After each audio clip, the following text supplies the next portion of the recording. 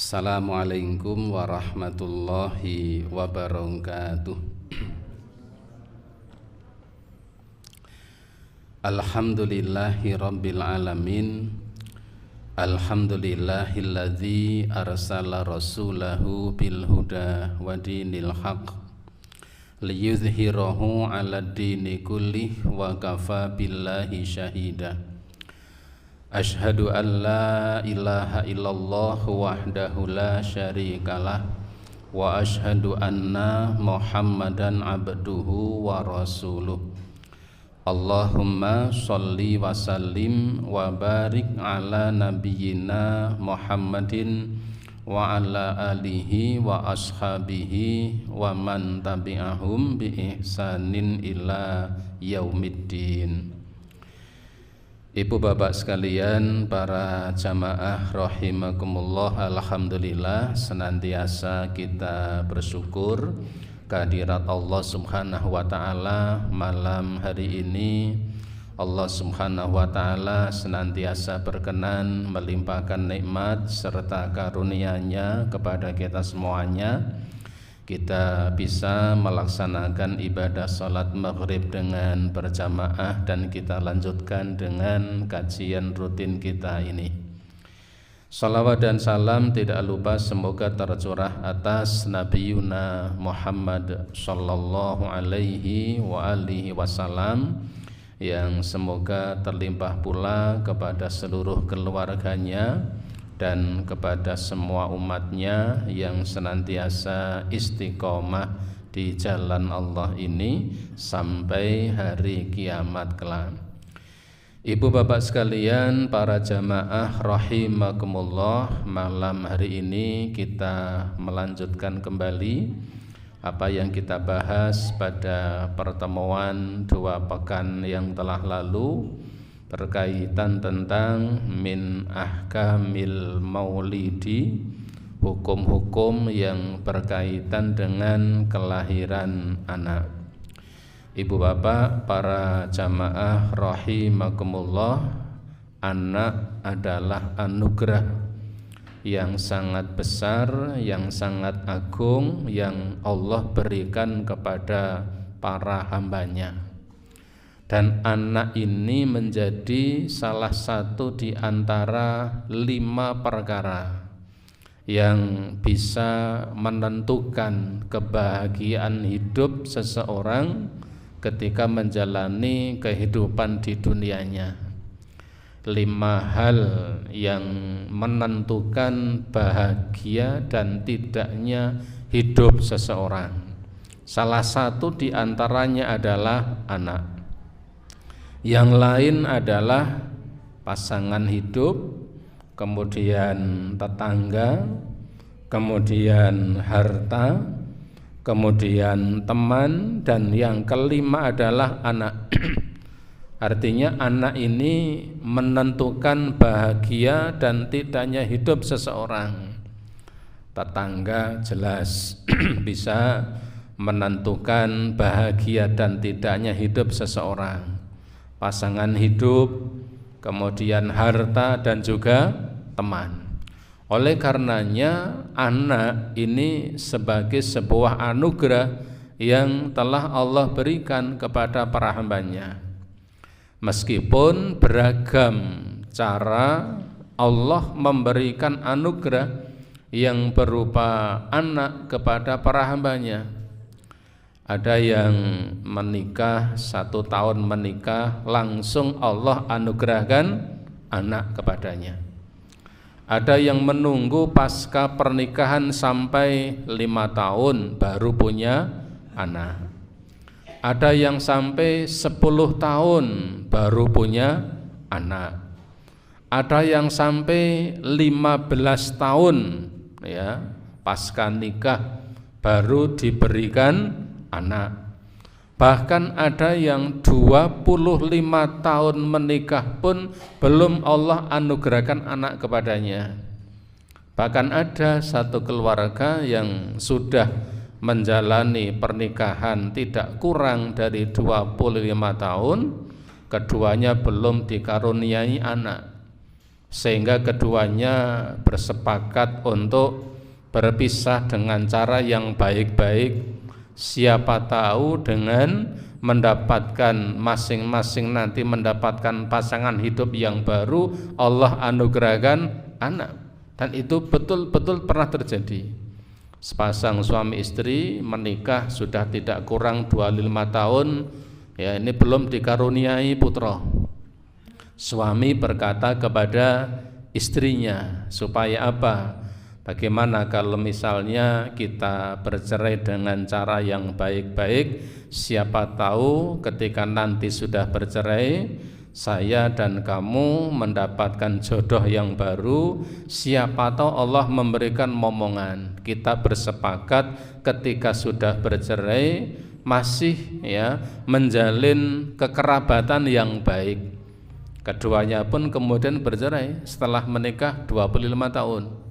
Artinya pernikahan 25 tahun, pasca pernikahan dua pasang ini usianya sudah sangat matang, sangat dewasa.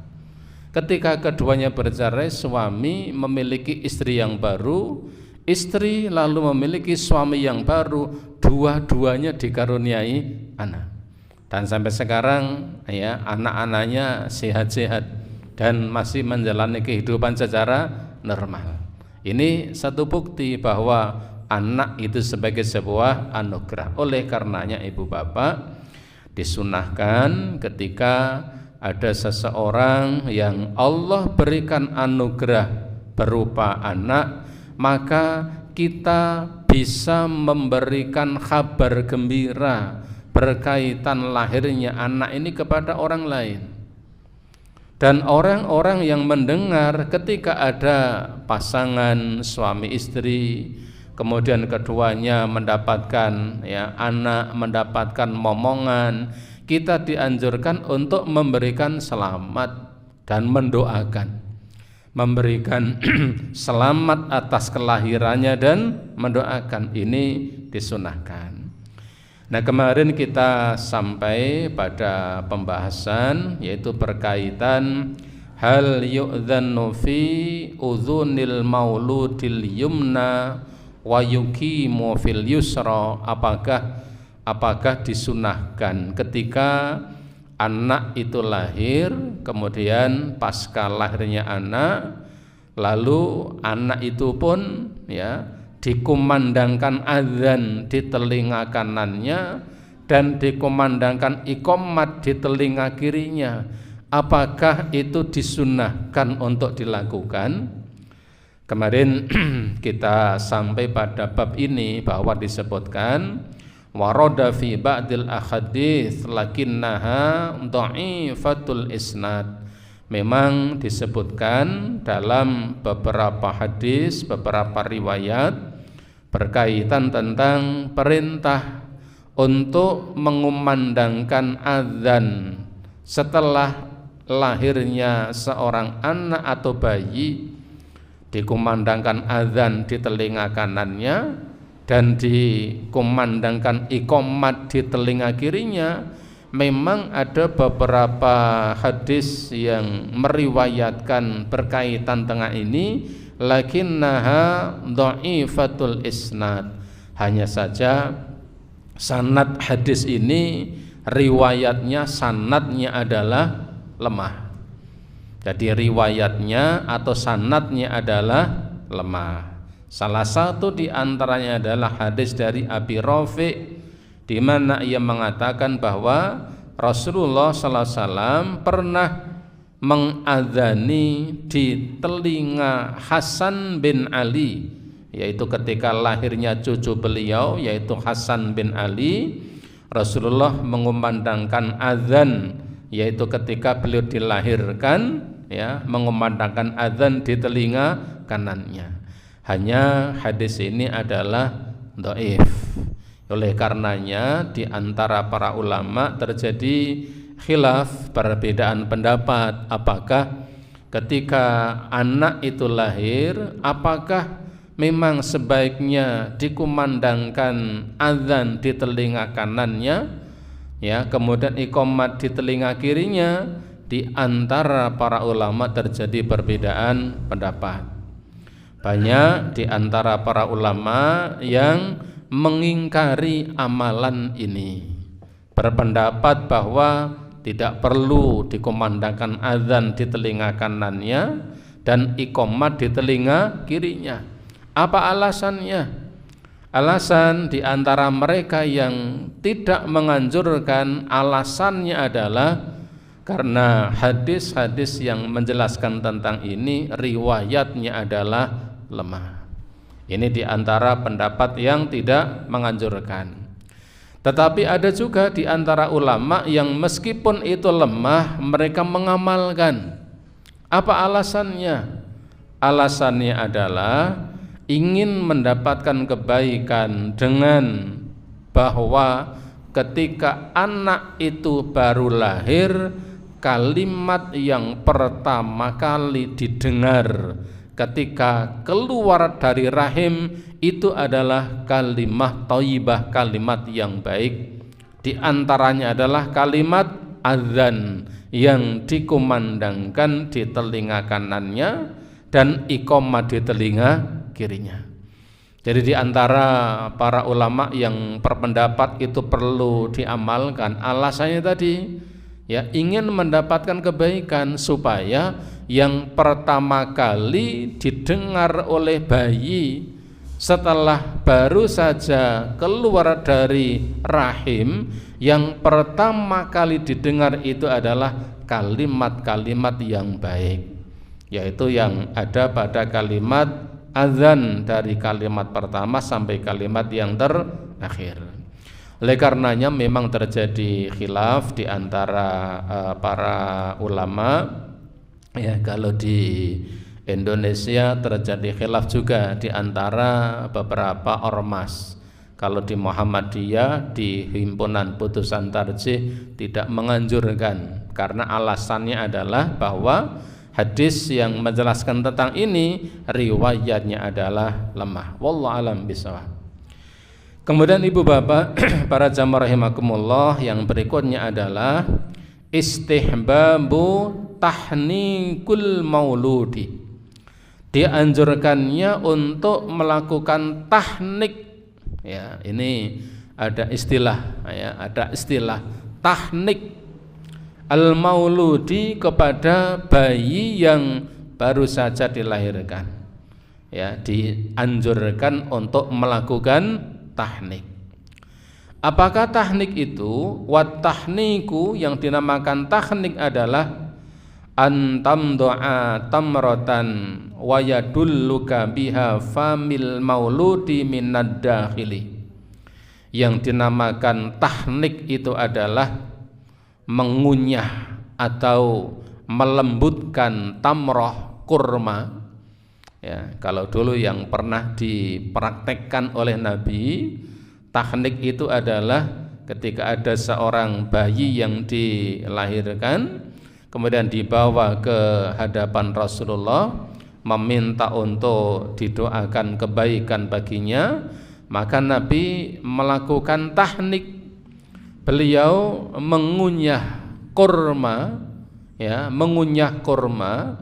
Setelah lembut, kemudian kurma yang beliau kunyah itu beliau keluarkan, lalu dengan jari beliau dimasukkan, ya, dimasukkan ke dalam mulut dan ditekan di langit-langit mulut bagian atas fil mauludi, yaitu ketika anak itu baru saja dilahirkan.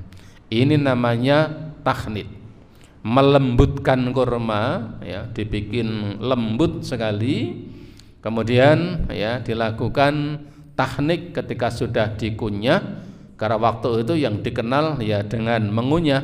Setelah lembut dikeluarkan dan didulangi, ya, dimasukkan ke dalam mulut bayi itu, lalu diusap-usapkan, ditekan, yaitu di mulutnya bagian atas, dengan maksud dan tujuan melatih anak yang baru lahir itu untuk bisa segera menyerap makanan, merangsang untuk menyerap makanan. Itu namanya tahnik. Kenapa dengan menggunakan tamar, menggunakan kurma?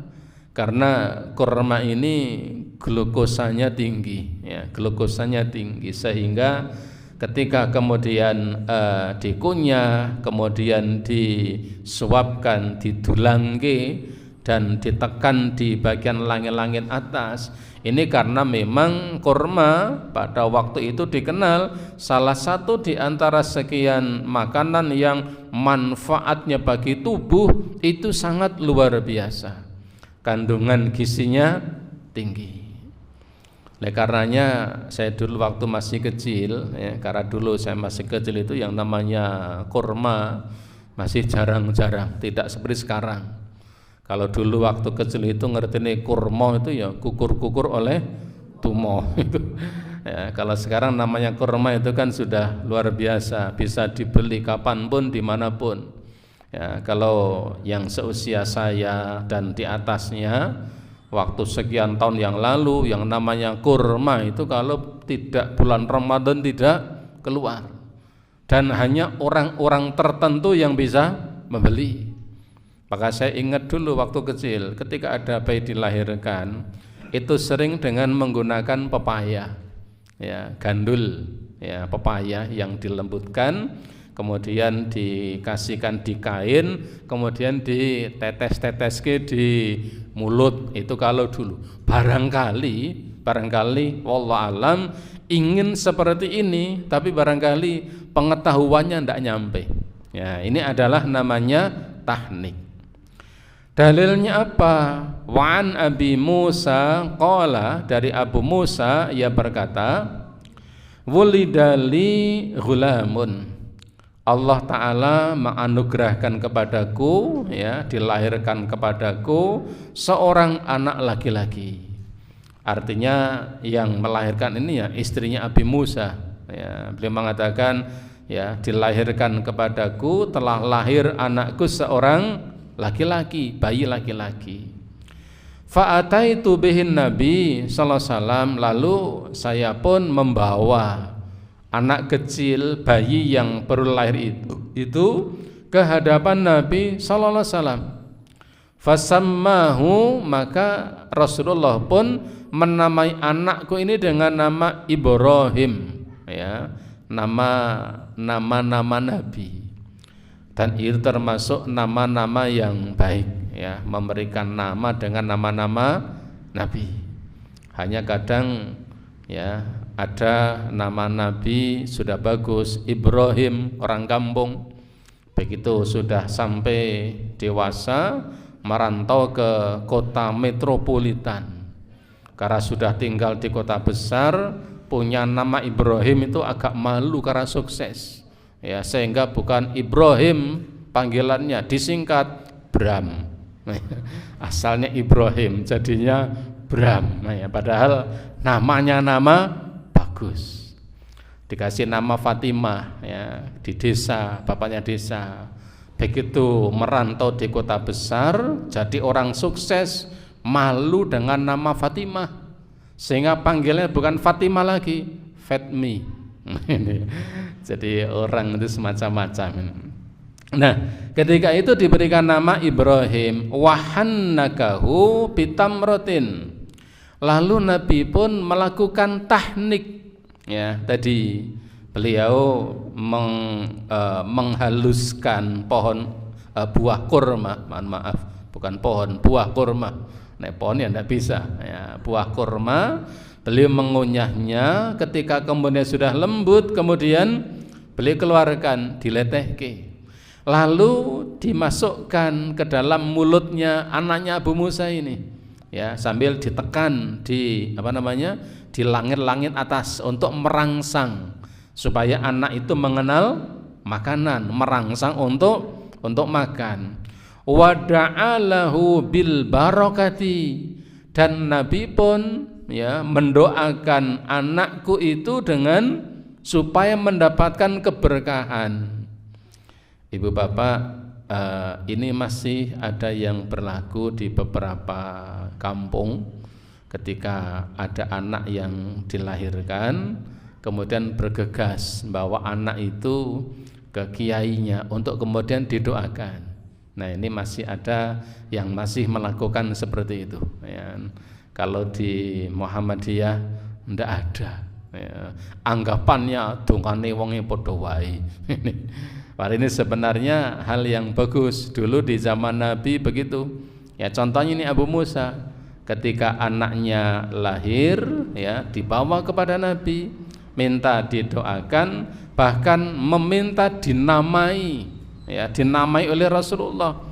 Maka kemudian anak itu dinamai Ibrahim, lalu Nabi pun melakukan tahnik ya, menghaluskan, melembutkan kurma itu, kemudian beliau mengeluarkannya, kemudian ya didulangke kepada anaknya Abu Musa ini, kemudian didoakan wa kana akbaru waladu Abi Musa, dan itu adalah anaknya Abu Musa yang pertama. Yang diceritakan ini adalah anak mbarapnya Abu Musa. Ini namanya tahnik. Ibu bapak, tahnik ini apakah harus dikunyah? Nah, ini yang kemudian terjadi perdebatan panjang di kalangan para ulama zaman ini. Kalau zaman dahulu barangkali yang dilakukan ini kepada Nabi tujuannya adalah untuk mendapatkan kebaikan. Tapi barangkali itu kalau dilakukan sekarang ya tidak harus dikunyah, tapi cukup dilembutkan. Kenapa? Karena ada pertimbangan-pertimbangan yang lain. Ketika itu Nabi melakukannya, ya kita berhusnudzon, beliau Rasulullah sehat, tidak pernah ngerokok, nah itu, tidak pernah makan makanan yang aneh-aneh sehingga air liurnya sehat. Nah, kalau sekarang itu dilakukan sembarangan, nah ini akan ada persoalan. Ya, apalagi ya sudah bapaknya suka merokok ya, kemudian makannya tidak terkontrol. Nah, ini justru bisa bisa memindah satu penyakit ke penyakit yang lain. Maka yang dilihat bukan mengunyahnya, tapi melembutkan kurmanya itu sampai lembut. Karena itu kan bayi baru lahir. Kalau bayi kok kemudian teko ditulang kurma sak ini sini ya kelelegen itu ya. Tapi kemudian dilepaskan, barangkali dikuliti supaya halus, kemudian isinya dikeluarkan, baru kemudian ditahnik. Kita lihat karena memang ada kurma-kurma tertentu yang jenisnya mudah dilembutkan. Seperti misalnya sukari, itu kan kurma yang mudah untuk dilembutkan. Tapi kalau kurma misalnya ya kurma Tunis itu kan keras ya keriah sehingga kalau dilembutkan pakai tangan mungkin kesulitan. Tapi kurma-kurma misalnya kurma sukari atau yang jenisnya itu dilembutkan dengan tangan bisa, kemudian dimasukkan ke dalam mulut, itu namanya mentahnik. Dan ini adalah istihbab, disunahkan. Yang disunahkan adalah dengan kurma jika ada, atau bisa dengan yang lain yang bisa menggantikannya, misalnya madu ya, atau yang lain. Tapi jangan durian ya, kesengkrik nanti ya, supaya cepat makan durian ya, atau semangka enggak. Karena apa? Kurma. Karena memang kurma itu nutrisinya ya, gizinya cukup bagus. Ini disunahkan.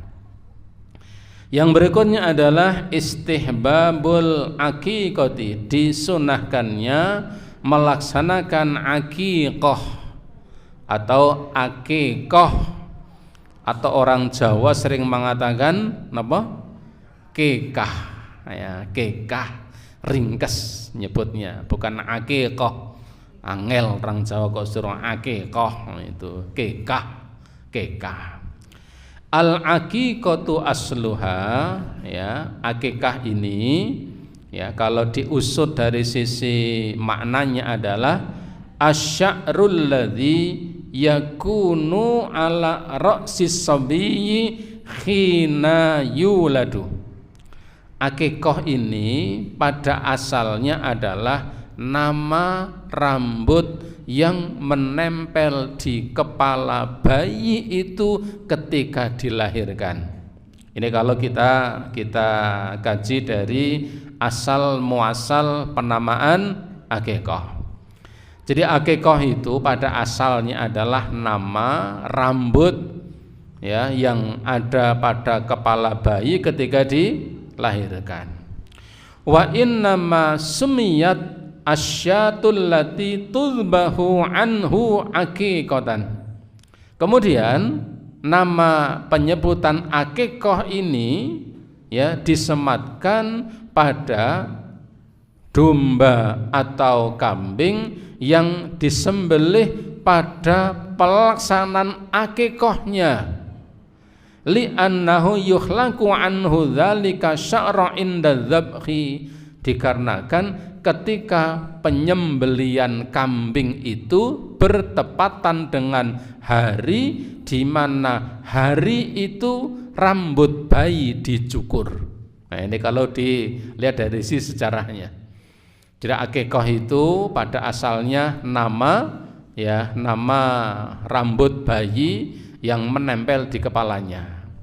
Kemudian ya sebutan akikah itu menjadi dikenal. Kenapa? Karena di suatu hari setelah bayi itu dilahirkan bertepatan ketika rambut bayi itu dicukur, lalu disembelihlah ya hewan atau binatang, yaitu seekor kambing atau domba. Ini asal muasal penamaan akikah. Wakila, meskipun juga ada yang mengatakan al-aqiqatu hiya adzabhu nafsahu, tetapi ada yang menyatakan menjelaskan bahwa akikah itu adalah ya penyembelihnya itu yang dinamakan dengan akikah. Penyembelihannya itu yang dinamakan akikah. Ya, dari dua definisi ini sebenarnya saling menguatkan, tidak bertolak belakang. Akikah itu dilaksanakan ya pada hari setelah dilahirkannya seorang anak, dan pada hari itu rambut bayi itu kemudian dicukur. Kalimatnya dicukur, bukan dipotong. Ya, beda. Kalau dicukur itu identik dengan bersih. Ya, di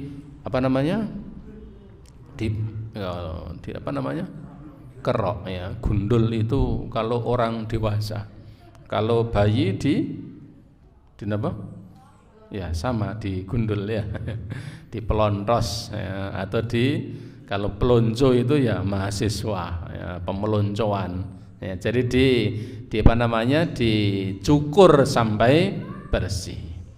Kemudian wa yustahabbu fil yaumis sabi min wiladatil mauludi. Sunnahnya ibu bapak kita perhatikan, disunnahkannya akikah itu adalah fil yaumis sabi, di hari yang ketujuh dari kelahiran seorang anak. Hari yang ketujuh, sehingga dihitung harinya. Kalau hari Senin ya, kalau hari Senin itu lahir, berarti nyembelihnya kapan? Senin dihitung 1, Senin, Selasa, Rabu, Kamis, Jumat, Sabtu, Ahad. Hari ketujuhnya. Kalau malam bagaimana? Kalau malam mengikuti penanggalan hitungan hijriyahnya. Kalau lahirnya malam Selasa setelah maghrib, berarti sudah masuk di hari Selasa. Jadi kalau malam Selasa ya setelah maghrib itu sudah masuk di hari Selasanya, berarti menghitungnya dari hari Selasa. Selasa, Rabu, Kamis, Jumat, Sabtu, Ahad, Senin. Yaumus sabi, hari yang ketujuh dari kelahiran anak. Itu sunnahnya adalah hari yang ke-7. Ada ya pertanyaan-pertanyaan, bagaimana kalau tidak hari ke-7, bolehkah? Nah, itu nanti khilaf di kalangan para ulama. Ada yang mengatakan boleh, ada yang mengatakan disunahkan, ya, tetapi yang disepakati oleh para ulama adalah bahwa sunnah pelaksanaan akikah itu adalah di hari yang ketujuh, ayyakuma walidahu, yang itu dilakukan oleh orang tuanya, bidzabhi syataini anil hulam, yaitu dengan menyembelih 2 ekor kambing, ya, 2 ekor kambing ketika yang lahir itu adalah anak laki-laki, au syatin illam yastati, jika lahir anak laki-laki disunahkan bagi orang tuanya untuk menyembelih 2 ekor kambing. Tetapi jika tidak mendapati 2 ekor kambing, baik tidak mendapati kambingnya atau tidak mendapati thamannya, ya, uang yang digunakan untuk membeli 2 ekor kambing itu, maka bisa dengan 1 ekor kambing. Wa dzabhu syatin anil binti, dan cukup menyembelih 1 ekor kambing ketika yang lahir itu adalah anak perempuan. Ibu bapak, dari kalimat ini yang kita ambil definisinya adalah bahwa pertama, akikah itu disunnahkannya adalah hari yang ke-7. 1. Yang kedua, yang diperintahkan untuk melakukan itu adalah orang tuanya. Sehingga ini, ya, ada satu anggapan bahwa ketika seseorang belum diakikoi oleh orang tuanya, dia mengakikoi dirinya sendiri. Bolehkah? Mayoritas ulama mengatakan boleh, tapi tidak diharuskan. Karena yang punya, yang diperintahkan melakukan itu adalah orang tuanya. Ketika orang tuanya sudah tidak bisa melakukannya, ya sudah, ya, bisa dengan melakukan amalan yang lain jika memang tidak atau belum melakukannya. Jadi yang dianjurkan hari yang ke-7. Kemudian yang kedua, yang melakukan itu adalah orang tuanya. Dan yang ketiga, yang disembelih itu adalah kambing. Sekaya apapun, ya, seseorang ketika mendapatkan anugerah berupa anak, meskipun ia mampu untuk menyembelih seekor sapi, ya, kalau di Indonesia sapi yang besar, sapi apa? Limusin, simetal, yang harganya 30 juta. Bahkan di atas itu, meskipun itu mampu, yang terhitung sebagai pahala ibadah akikah itu adalah kambing. Boleh saja menyembelih kambing tambah menyembelih yang lain, ya, sapi. Wah, sapi kurang puas karena hartanya melimpah, ya pilih sapi wagyu, misalnya pesan dari Jepang misalnya, ya. Tapi yang diperintahkan dan terhitung sebagai ibadah adalah kambing. Karena ibadah ini, ya, bisa menjangkau kepada semua lapisan masyarakat. Fa'an Salman bin Amir ad-Dabbi qala, ya, dari Salman bin Amir yang mengatakan, qala Rasulullah sallallahu alaihi wasallam, Rasulullah SAW bersabda, ma'al ghulami aqiqatani, atas seorang anak laki-laki, atas seorang anak laki-laki aqiqatan, ya, yaitu ada akikahnya. Fa'ahriku anhu daman, ya, alirkanlah atasnya darah.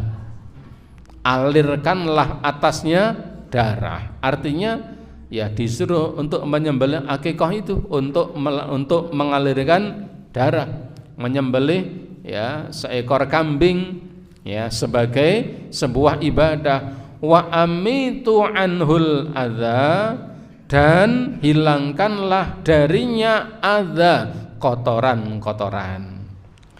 Ini sebagian ulama memahami dengan ketika seorang bayi dilahirkan,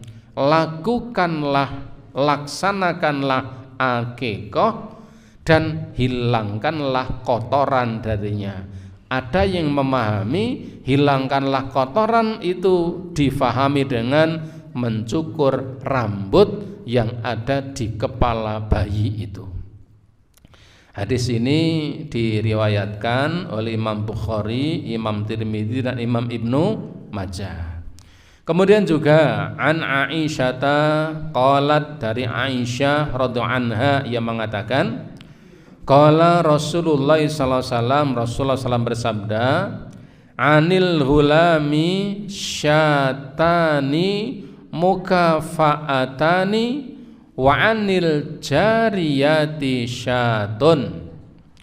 Anil hulami, atas anak laki-laki, artinya ketika yang lahir itu adalah bayi laki-laki, syatani, ya, dengan menyembelih 2 ekor kambing, mukafaatani, yang dua-duanya sama, 2 ekor kambing yang sama-sama gemuk, ya. Wa anil jariyati, dan atas bayi laki-laki, bayi perempuan, syatun, cukup dengan 1 ekor kambing. Ini sunahnya. Jadi kalau bayinya itu laki-laki, kambing yang disembelih itu adalah 2 ekor kambing. Kalau bayinya perempuan itu 1 ekor kambing. Tetapi jika yang lahir itu laki-laki tetapi tidak bisa untuk menyembelih 2 ekor kambing, kalimat tidak bisa itu dimaknai dalam arti yang seluas-luasnya. Tidak bisa barangkali tidak mendapatkan kambing yang akan disembelih, atau yang kedua tidak memiliki uang untuk membeli 2 ekor kambing, mampunya hanya 1, maka tidak mengapa ketika hanya 1 ekor kambing. Kemudian ya dikatakan ala kulli ghulamin rahinatun bi'aqiqatihi. Ya, kemudian dalam riwayat yang lain, kalau tadi dalam riwayat Aisyah, kalau bayinya laki-laki 2 ekor kambing, kalau bayinya perempuan 1 ekor kambing. Kemudian dari Samrah qala, ia berkata, qala Rasulullah sallallahu alaihi wasallam, Rasulullah bersabda, kullu ghulamin rahinatun bi'aqiqatihi. Setiap bayi yang lahir itu tergadai dengan akikohnya masing-masing. Setiap bayi yang lahir itu diibaratkan tergadai dengan akikohnya. Ini bisa dimaknai ketika bayi itu lahir, kemudian ya disembelihlah hewan untuk akikoh, seakan-akan bayi itu sudah dikeluarkan tebusannya. Ketika belum diakikoi, seakan-akan masih ya dalam gadaian, belum ditebus. Tudzbahu anhu yauma sabihi, dan akikoh itu disembelih pada hari yang ke-7. Wa yusamma fihi, di hari yang ke-7 itu hari terakhir anak itu diberi nama. Ada yang memaknai hari yang ke-7 itulah memberi nama, sehingga banyak di antara para ulama memahami jangan sampai setelah hari ke-7 anak itu belum memiliki nama. Nyeluk ini ku kangelan, ya, kalau belum dikasih nama, apalagi sampai 1 bulan belum dikasih nama, setahun urung DKI jeneng, wah lebih parah lagi. Manggilnya hanya kalau laki-laki napa? Ndaldul le, kalau perempuan nduk no, ya. Maka hari ke-7 itu hari terakhir anak itu belum mendapatkan nama, sehingga di hari ke-7 ini sudah diberikan nama. Wa yukhlaqu ra'sahu, dan hari yang ke-7 itu juga rambut bayi itu kemudian dicukur. Ibu bapak, kenapa rambut bayi itu dicukur? Banyak hikmah yang bisa diambil manfaat dari bayi itu. Di antaranya adalah memungkinkan kulit kepala bayi itu bisa menjadi sehat, ya, karena pori-porinya bisa terbuka dengan tidak adanya rambut yang ada di kepalanya. Di antara dampak yang lain, ya, ada yang mengatakan ketika rambut bayi itu dicukur, itu bisa menajamkan pandangan bayi itu dan menajamkan pendengaran bayi itu. Itu kata para peneliti, wallahu alam, ya. Tetapi memang yang jelas bahwa ketika hari ke-7 bayi itu dicukur rambutnya, maka itu akan menyehatkan. Kita husnudzon bahwa kalam nubuwah, perkataan Nabi itu tidak salah. Jika salah pasti dulu sudah ditegur oleh Allah Ta'ala dan sudah ada revisinya, ya. Tetapi karena memang tidak ada revisi, kita husnudzon bahwa sabda Nabi itu sifatnya adalah benar, bahwa mencukur rambut bayi itu manfaatnya sangat banyak, menguatkan kulit, kemudian bisa mempertajam pendengaran. Karena ketika rambut itu tidak ada, relatif lebih fresh, ya, kepala dingin, tidak terlalu panas. Kita kalau kondisi dingin itu pendengaran kita tajam, malam hari dingin, kerukupan sari, mak krusek itu sudah dengar, oh bokai, ya. Beda ketika kondisi siang hari, ya. Meskipun itu diantara yang disampaikan oleh para ulama.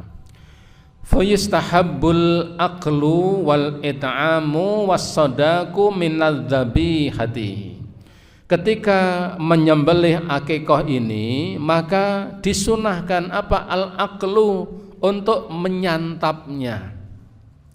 Artinya orang tua yang menyembelih akikah ini dianjurkan untuk menikmati daging dari binatang hewan yang disembelihnya, ya. Jadi tidak ada kalimat wah nek akikah ki sing nyembelih ora kena mangan, ndak. Keluarganya ndak boleh makan, tidak. Tetap, ya, disunahkan untuk menikmati dagingnya. Wal it'amu, disunahkan juga untuk memberikan daging akikah itu kepada orang lain. Kalimat it'am ini berarti identik dengan apa? Memberikan kepada orang lain untuk bisa dinikmati, dimakan. Ini mungkin identik dengan memberikannya sudah matang. Wa tasaddaq, dan bisa disedekahkan minadz-dzabihati, dari hewan akikah yang disembelih itu. Artinya disunahkan untuk, ya, menikmatinya, menyantapnya, memakannya, kemudian memberikannya kepada orang lain, kemudian untuk mensedekahkannya. Baik Ibu Bapak, kita jeda azan dulu sebentar. Baik Ibu Bapak, jadi disunahkan ketika menyembelih, ya, kambing untuk akikah ini, disunahkan untuk menikmati dagingnya, kemudian disunahkan juga untuk memberikan kepada orang lain, ya, baik, ya, dagingnya itu dalam bentuk sudah menjadi hidangan atau dalam kondisi mentah. Tetapi para ulama lebih cenderung kalimat it'am itu adalah memberikannya dalam keadaan sudah siap untuk dinikmatinya. Apa alasannya? Karena ketika akikah ini, ya, daging yang ada ini jumlahnya terbatas, tidak sebagaimana ketika kurban. Maka utamanya adalah memberikannya dalam keadaan sudah matang. Ya, karena kalau akikah itu paling, ya, satu kampung, ya, sekali itu ya hanya ada satu itu. Berbeda dengan kurban. Kalau kurban, ya, dagingnya banyak sehingga ketika dibagi bagi satu kampung itu, ya, mendapatkannya banyak. Coba kita bayangkan satu kampung kurbannya ada 10 ekor kambing. Satu kampung ya jumlah kakaknya ada 30 kakak, lumayan 10 ekor kambing ketika dibagi mentah. Tetapi kalau kemudian hanya akikoh ya 1 ekor kambing didum mentah wong 30, ini kan ya dapat cuil-cuil itu. Maka it'am lebih identik dengan memberikannya untuk dalam keadaan sudah siap untuk dimakan. Wala yujzi'u fil aqiqati illa ma yujzi'u fil udhiyati. Dalam akikah ini ya tidak cukup syarat sebagai binatang akikah kecuali sebagaimana yang disyaratkan dalam udhiyah, dalam kurban. Artinya syarat binatang yang bisa disembelih untuk akikah ini adalah sebagaimana ya kambing yang disembelih untuk kurban.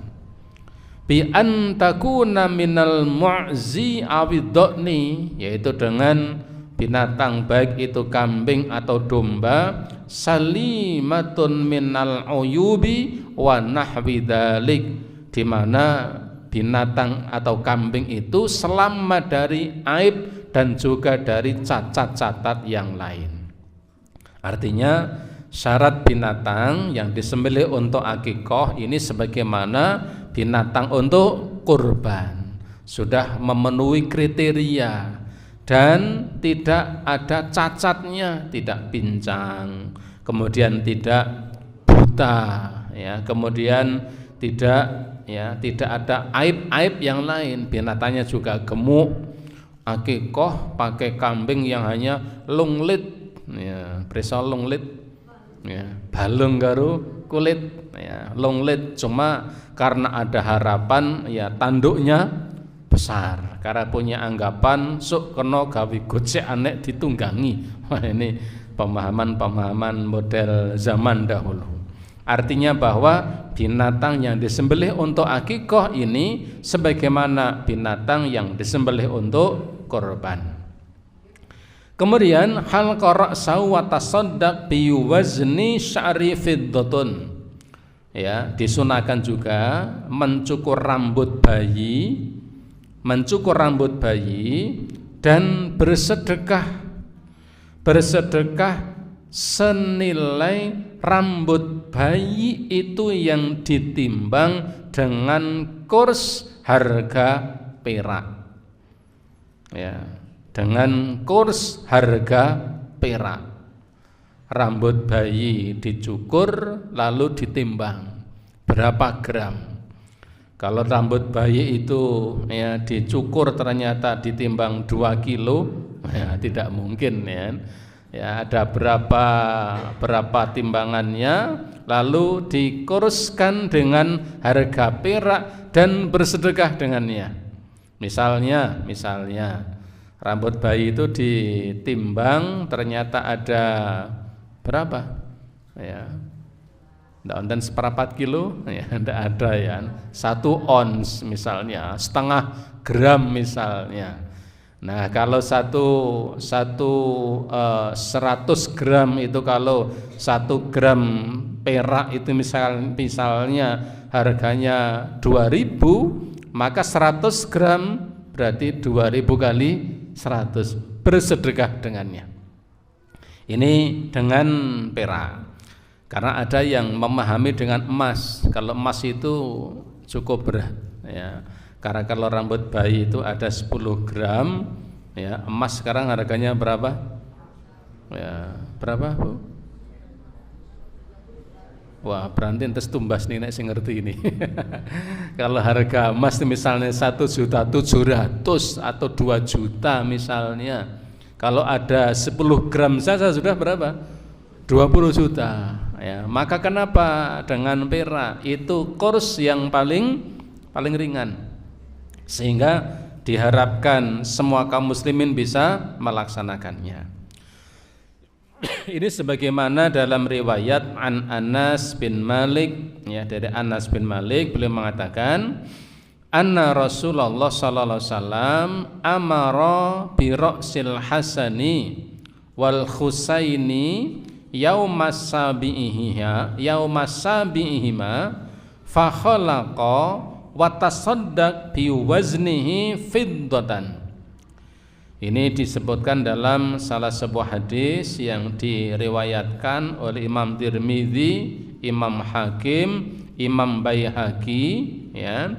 Disebutkan bahwa Rasulullah sallallahu alaihi wasallam beliau memerintahkan berkaitan dengan lahirnya cucu beliau yaitu Hasan dan Husain. Di hari yang ketujuh Nabi memerintahkan supaya rambutnya itu dicukur, kemudian rambut itu ditimbang dan dikeluarkan sedekahnya senilai kurs, ya, kurs perak dengan berat dari rambut yang ditimbang tadi. Kalau ada 1 gram, ya 1 gram perak. Kalau ada 10 gram, dengan 10 gram perak disedekahkan. Tanbih, ada satu peringatan. La yajuzu halqa ba'da ra'si sabi wa taraka ba'dahu. Tidak diperbolehkan khusus bagi bayi ketika lahir itu dengan setelah beberapa kali lahir, yaitu di beberapa hari dilahirkan, hari yang ketujuh tidak diperkenankan mencukur rambut sebagiannya dan membiarkan sebagian yang lain. Jadi sudah baru lahir sudah modis, ya. Baru lahir itu digundul, ya, dicukur semuanya supaya rambut yang tumbuh itu berganti. Wahuwa ma yusamma al-qaza. Ini yang sering dinamakan dengan istilah qaza, yaitu mencukur sebagiannya dan membiarkan sebagian yang lain. Fa'an Ibnu Umar mengatakan naha Rasulullah sallallahu alaihi wasallam anil qaza, karena Rasulullah sallallahu alaihi wasallam pernah melarang umatnya untuk melakukan qaza, menyukur rambut sebagiannya dipotong dan membiarkan sebagian yang lain untuk tidak dipotong. Ibu bapak jamaah rahimakumullah, barangkali sampai di sini yang kita bahas, yaitu berkaitan dengan kelahiran anak, ya, di mana dianjurkan untuk melaksanakan akikah, disunahkan untuk melakukan tahnik dan juga melaksanakan akikah. Untuk bab yang selanjutnya yaitu nanti ada bab al-khitanul maulud, mengkhitankan anak ketika masih bayi. Ya, ini sebenarnya kedudukannya seperti apa dan bagaimana memberikan nama kepada anak, insyaallah bisa kita lanjutkan pada pertemuan yang akan datang. Sampai di sini semoga bermanfaat. Sebelum saya akhiri, barangkali ada pertanyaan. Oh, monggo. Waalaikumsalam warahmatullahi wabarakatuh.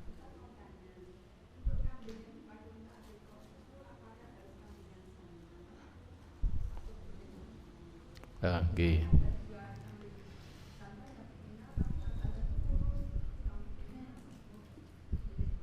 Oke. Baik. Ya, kambing yang dipakai untuk akikah haruskah jantan ataukah boleh betina? Ibu bapak, ya, tadi kita sampaikan kalimat ini yang perlu kita fahami, ya. Di sini disebutkan begini, wala yujzi'u fil aqiqati illa ma yujzi'u fil udhiyati. Tidak sah kambing yang digunakan untuk akikah kecuali seperti kambing yang bisa digunakan untuk berkorban. Artinya syarat kambing yang bisa digunakan untuk akikah adalah sebagaimana yang bisa digunakan untuk berkorban. Bagaimana yang dengan berkorban? Kambing yang jantan, yang gemuk, yang bagus. Jika didapati. Ketika tidak didapati, boleh untuk tidak menggunakan seperti itu. dengan kambing betina yang memang usianya sudah memenuhi syarat, dan karena akikoh ini yang diharapkan adalah dagingnya bisa dinikmati dan bisa berbagi, maka sebagaimana dalam kurban, maka yang diutamakan itu adalah binatang atau kambing yang besar yang dagingnya banyak. Sehingga kalau ada pilih-pilihan, ada kambing jantan ya sungune gedene ora karo-karuan, tapi kambingnya apa tadi? Lunglit. Ya, lunglit itu ming balung karo kulit, kuru ya. Kuru beneran, bukan kurugan daging ya. Kambingnya kuru, sementara ada kambing betina yang gemuk, maka tentu dengan yang gemuk itu lebih diutamakan.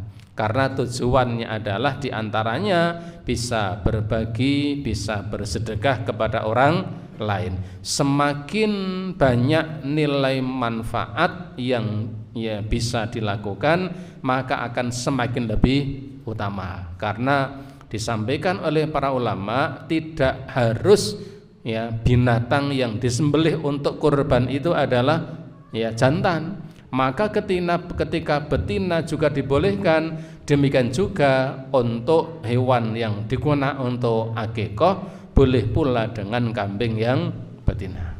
Maka hukumnya adalah boleh dan sah, karena memang yang diutamakan adalah tadi memenuhi syarat, tidak cacat, tidak sakit, dan yang bisa dimanfaatkan dari kambing itu banyak, itu dengan banyak dagingnya. Wallahu alam bisawab. Okay. Cekap. Baik Ibu Bapak, kalau dirasa cukup, kita cukup sampai di sini.